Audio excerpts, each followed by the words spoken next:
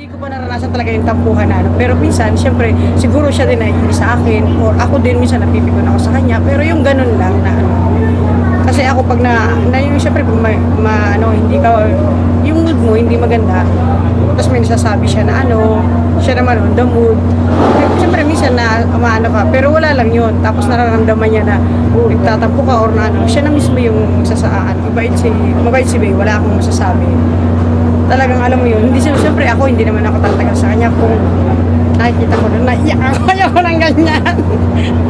Hindi, sobra. Wala akong maano sa kanya, wala akong masasabi sa kanya.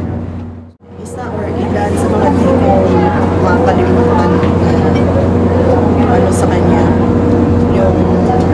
yung time na yun yan, maraming tumabag dito sa akin. Siya yung nagtanggol sa akin. Kasi sabi nga niya, marunong daw siya bumasa ng tao. Kaya alam niya kung totoo sa kanya. Yung na-touch ako sobra naman. Kasi kahit ano pa yung paninira ng iba, mas pinanindigan niya pa rin magkakilala niya sa akin. Nagtanggol niya. Sino ba naman ako para mag-anuhan niya ng panahon. Kaya sobrang touch ako pag she goes out of her way to do something.